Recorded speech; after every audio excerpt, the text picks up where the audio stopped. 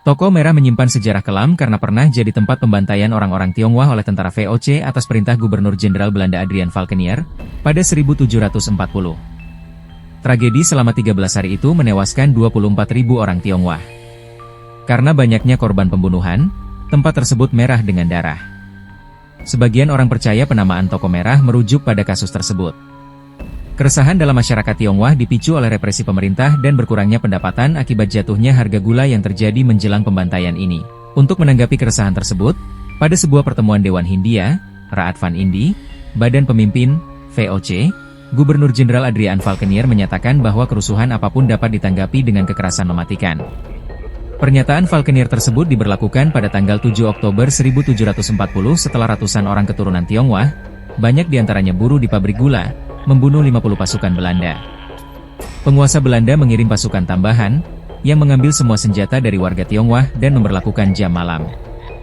2 hari kemudian, setelah ditakutkan desas-desus tentang kekejaman etnis Tionghoa, kelompok etnis lain di Batavia mulai membakar rumah orang Tionghoa di sepanjang kali besar. Sementara itu, pasukan Belanda menyerang rumah orang Tionghoa dengan meriam. Kekerasan ini dengan cepat menyebar di seluruh kota Batavia sehingga lebih banyak orang Tionghoa dibunuh. Meski Falkenier mengumumkan bahwa ada pengampunan untuk orang Tionghoa pada tanggal 11 Oktober, kelompok pasukan tetap terus memburu dan membunuh orang Tionghoa hingga tanggal 22 Oktober, saat Falkenier dengan tegas menyatakan bahwa pembunuhan harus dihentikan. Di luar batas kota, pasukan Belanda terus bertempur dengan buruh pabrik gula yang berbuat rusuh. Setelah beberapa minggu penuh pertempuran kecil, pasukan Belanda menyerang markas Tionghoa di berbagai pabrik gula. Orang Tionghoa yang selamat mengungsi ke Bekasi. Pada tanggal 11 Oktober, Falkenier menyuruh para opsir Belanda untuk menghentikan penjarahan, tetapi tidak berhasil. 2 hari kemudian Dewan Hindia menentukan bahwa setiap orang yang membawa kepala orang Tionghoa akan dihargai dengan 2 dukat. Hal ini digunakan untuk memancing suku lain agar mereka ikut membantai orang Tionghoa. Akibatnya, orang Tionghoa yang selamat dari serangan pertama mulai diburu bandit yang menginginkan hadiah itu. Penguasa Belanda bekerja sama dengan kelompok pribumi di berbagai daerah di Batavia. Grenadier Bugis dan Bali dikirim untuk memperkuat pasukan Belanda pada tanggal 14 Oktober. Pada tanggal 22 Oktober, Falkenier memerintahkan agar semua pembunuhan dihentikan. Dalam sehelai surat panjang yang berisi bahwa kesalahan sepenuhnya berada di tangan orang Tionghoa saat kerusuhan di Batavia, dia mengajak orang Tionghoa untuk berdamai, kecuali pemimpin pemberontakan. Dia mengajukan penghargaan sebanyak 500 Rijksdaalder untuk setiap pemimpin yang dibunuh. Di luar batas kota terus terjadi pertempuran kecil antara pemberontak Tionghoa dan pasukan Belanda. Pada tanggal 25 Oktober, setelah hampir 2 minggu adanya pertempuran kecil, 500 orang Tionghoa bersenjata berangkat menuju Caduuang, kini Angke. Tetapi dihalau oleh kavaleri di bawah pimpinan Ritmeester Christoffel Mol serta Kornet Daniel Chits dan Peter Donker.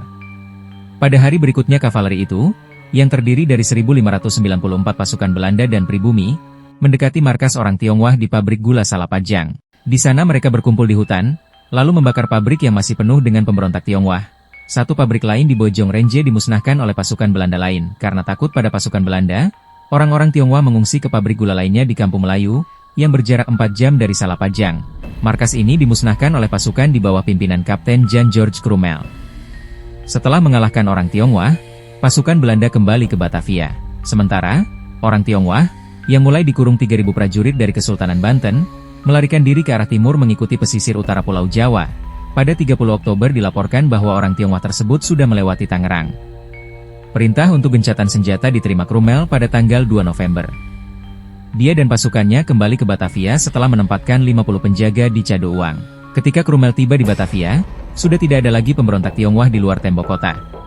Penjarahan berlangsung sampai tanggal 28 November, dan pasukan pribumi terakhir dibebas tugaskan pada akhir bulan itu.